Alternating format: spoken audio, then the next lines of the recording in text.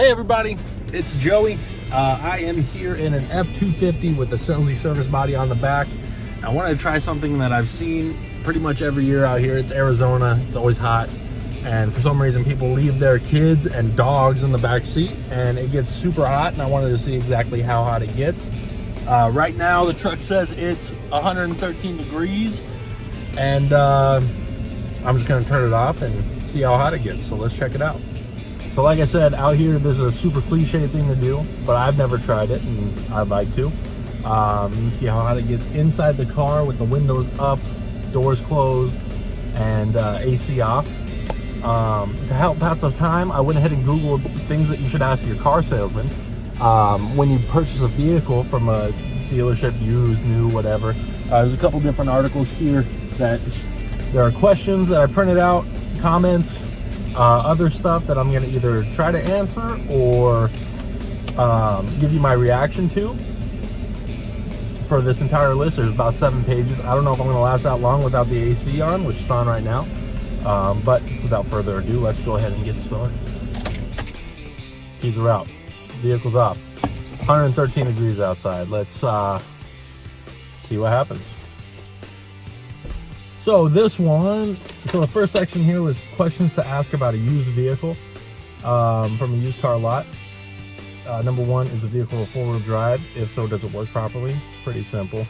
Usually the online ad will tell you. Does it have a clean Carfax? All of the vehicles that I sell here and I have access to have the Carfax link there, so you can check that out. And a clean Carfax is subjective, so it depends exactly what you're looking for, but it'll tell you there. Has it ever been repainted? Good idea to check out, see if it's been in an accident. Smoking or pets? You don't want it to smell bad, obviously. That's a good question.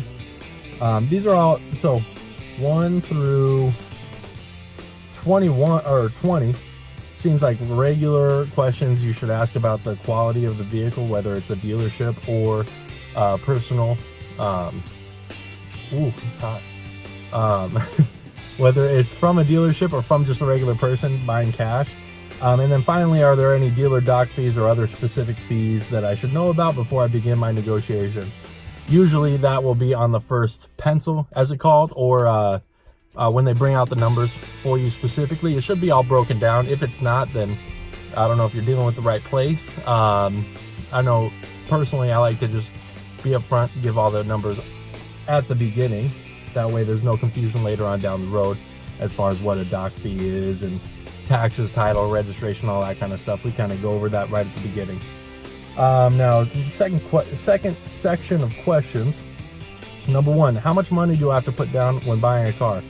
That really just depends on where you're at credit-wise and what kind of payment you're trying to accomplish and what kind of vehicle you're looking at. So it's totally different depending on where you're at in life and what your specific goals are for you. So that's really a you question. A lot of people like to put their taxes down so you're not financing that if you are financing.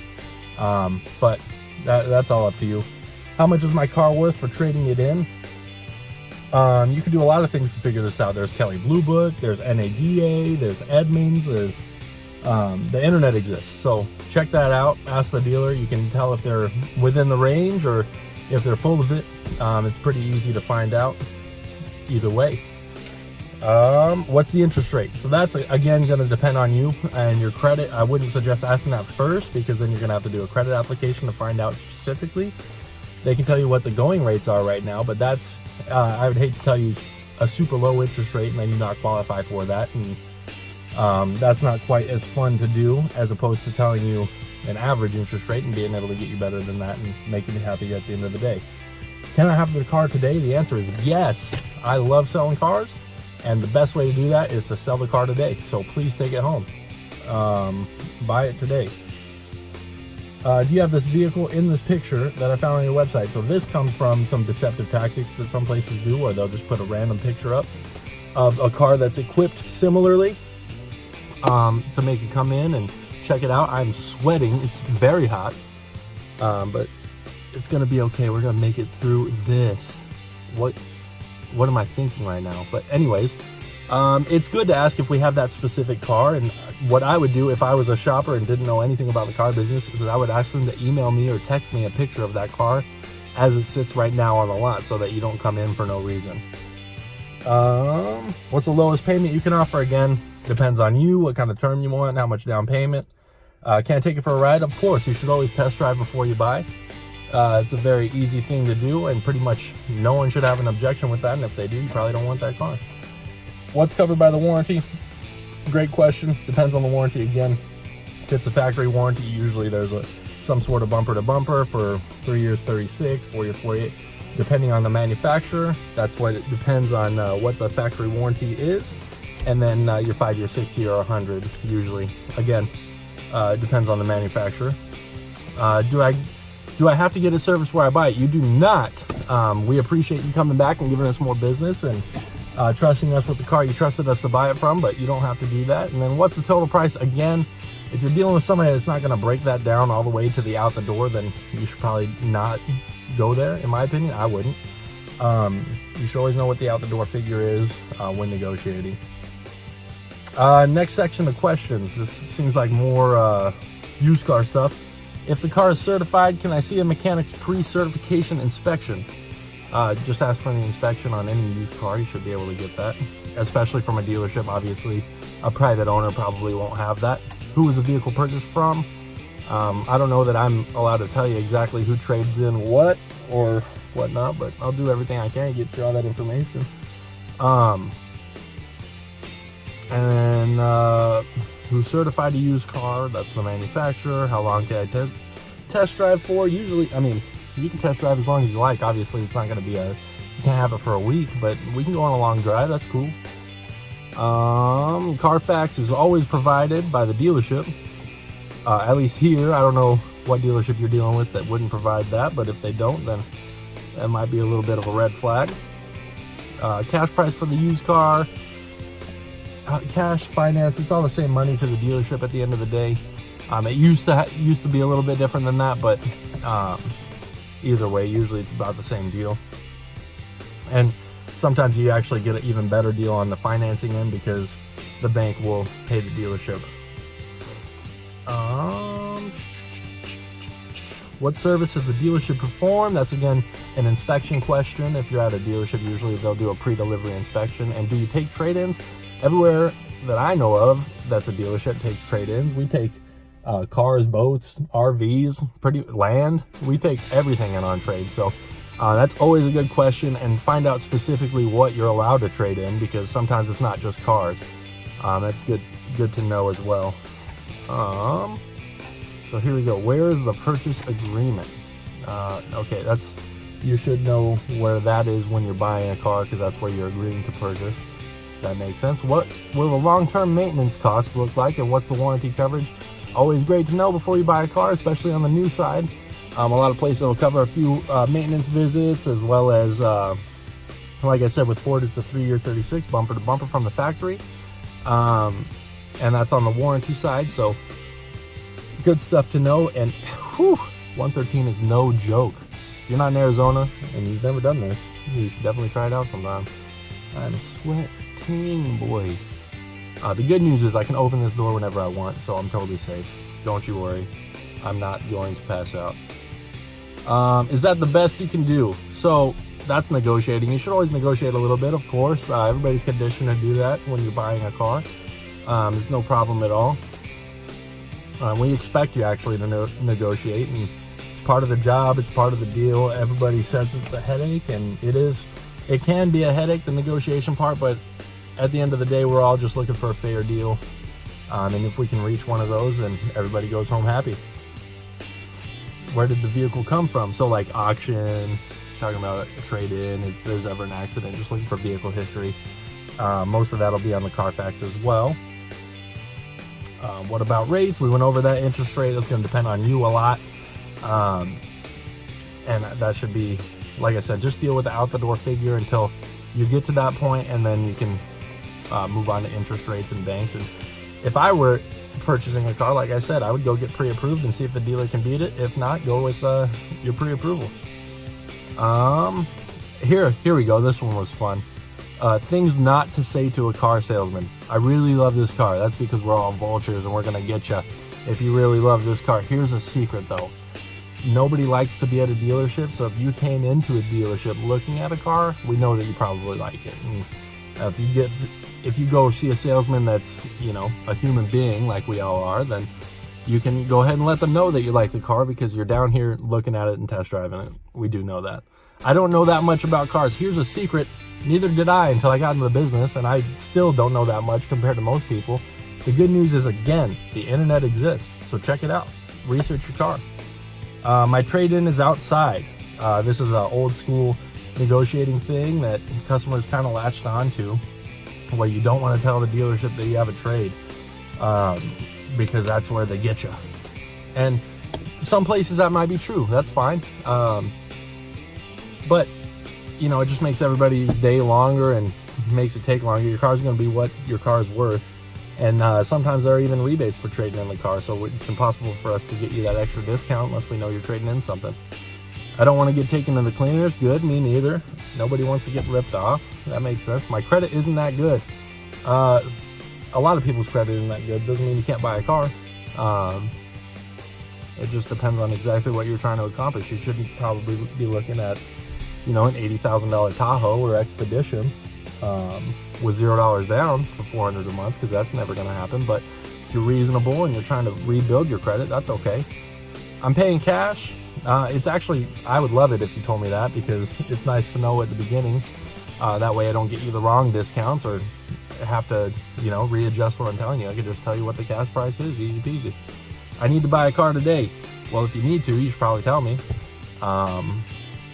If you don't, then you don't. That's a personal choice. But if you need to buy a car today, why wouldn't you want to tell somebody that? Anyway, I need my monthly payments under $350. Again, if that's your goal, you should probably tell the person trying to let you achieve your goal, trying to help you out. I'm a doctor. Oh, this was funny because they said you shouldn't tell the car salesman you're a doctor because if it's a job that traditionally makes more money, they're going to get you. Here's the deal. Profit is not a dirty word, and it's not like if you're a doctor, I can make more profit than if you're a teacher or a drive-through clerk. If you buy a car from me, then we're happy. My job is to make you happy, whether you're a doctor, a teacher, lawyer, another car salesman, McDonald's worker, what a student, EMT, police officer, whatever you are. My job is to make you happy. So it doesn't matter what your job is. If you want a car and we can make it happen, then that's the job. Where are the cup holders? I really didn't understand why you wouldn't want to say that to the salesman. So you can not tell the salesman where are the cup holders. That's fine. The next one was, I'm a car salesman. Here's how to outsmart me. The first step is start with emails and phone calls, which what they're saying is you should email several dealerships and get their best price out the door and make them compete with each other, send it to each other, and see who gives you the best deal. That makes sense. It seems like a lot of time to invest. A lot of people are busy. You just ask me to, if it were me and I knew you were doing that to me, I would say just find your best price and I'll beat it by $500. That's an easy way around that. Makes my life easy. Keep your trade into yourself, like we talked about as old school thinking. Your car's worth what your car's worth, whether you tell me in the beginning or the end. Don't try to haggle. Don't do that. That actually would make my job boring. I like haggling. It's fun. Nobody likes to be negative or confrontational. I don't want that at all. But I'm okay with you trying to haggle and get the best price for you. Totally makes sense to me. Everybody wants a fair deal, and you should try to make it happen. Be wary of fun advertisement. Yeah, you know what? I agree with that. If you get a mailer that has a scratch off and you scratch it off and it says big winner, don't bring it in. That's so annoying. It's something that all the dealerships do. But no, I promise you, no salesman wants to work those, because it's 1 out of 1,000 of them that wants to actually buy a car. And we're here to buy cars, not to give out prizes. So if you do get one of those, sure, come get your prize, but don't be offended when they try to sell you a car, because that's our job. We don't get paid just to stand around. So if they're polite and asking you what you're looking for in your next car, just oblige them and answer the questions, take your free thing, and have a great day. This is how you outsmart a car salesman. Talk sale price before mentioning leasing. So again, just work the out the door number. If the payment makes sense for you, it makes sense for you. If you're specifically a payment buyer, then let them know that and work both the out the door and the payment, because the payment's going to be based on the out the door figure anyways, regardless what you end up doing. Time your shopping. This is a fun one. The end of the month sale. We gotta hit our numbers. Let's do it. Here's a secret. If you really wanted to get the best deal that you could, you would go on like a Wednesday when the whole dealership's slow and go first thing in the morning, so you'll be first on that board. Everybody wants to have a deal out for the day. That's the entire departments want that, because when the owner walks by and sees there's nothing on the board, they start to worry. So if you go first thing in the morning, they'll give you the best deal. This is in a retail setting as well, not doing it over the phone or dealing with Joey. But if you have to go into a retail store, do it first thing in the morning on a slow day like a Wednesday, and that's the best way. Well, my phone lasted 15 minutes and 18 seconds. I went ahead and threw on the AC because I was getting ready to quit anyways. Got a little too hot for the old iPhone. Shut it off. I have a couple more here. It says, know the difference between price and payments. We went over that again. Work that out the door, make sure it fits what your monthly need is. Kind of a balance of both is what you really want at the end of the day when you're buying a car. Don't shop at only one place. This makes sense if you're, in 1995. But the real version of this should be do your shopping online and then go to one place to make your purchase. Just know what you're talking about, be educated, and do your due diligence. Know what you can afford before you walk in the door. If you're paying cash, know that out the door you can afford. If you're financing, know the payment that you want. And like I said, salesmen are just human beings anyway, so if you're honest with them and tell them what you need, usually they're more apt to help you out. And nobody's here to rip anybody off, because we're here for repeat and referral business. I'm getting texts. That was my buddy Mitchell. He sells with me, and he's actually my brother-in-law, checking to make sure I'm still alive, because I told him I was coming out here, and if I die, I die. Know the value of extras. I mean, if you're buying accessories and stuff, you should know what those cost, and don't just trust anybody, just like you wouldn't just trust anybody selling you an iPod or whatever, or an iPhone, or whatever the hip new kids are buying these days. Be aware of extended warranties. So yeah, if you don't need it, you don't need it. If you want it, it's great peace of mind. I work in the industry. I have an extended warranty on my car, just because I'd rather not pay for repairs when they happen. If you could just pay for it up front, and there's peace of mind for X amount of miles, X amount of years, I mean, why not? But definitely know what you're talking about there as well. Don't just take anybody's word for it, and don't go it alone. So the best way to do that is know somebody in the business, and right now you all have no excuse for that. I ship all over the country, and I'm happy to help anybody that has watched this far in the video. I really appreciate it. And if you don't mind, like it, share it, and do me a huge favor. It is so hot outside. Don't lock your dog or your kid in your car, even by accident, even for a couple minutes. It was so hot and unbearable in here. Don't do it. And that's why it's a cliche. I might do this more often. This was fun. If you have any questions that I didn't go over, or anything you want to know just in general about the car business or otherwise, let me know in the comments below. And like I said, like this, share this, and if you or anyone you know is in the market for a new or pre-owned car for business or personal use, remember to just ask for Joey, and I would love to help you. I'll put a link at the end for a truck like this, so you can see exactly what body's on this one. Like I said, this is an F-250 with the Selzy service body, a beautiful truck. If you want this one, I'd be happy to quote you. My contact information is somewhere around here for the video, and let me know what you think, and we'll talk later. See ya.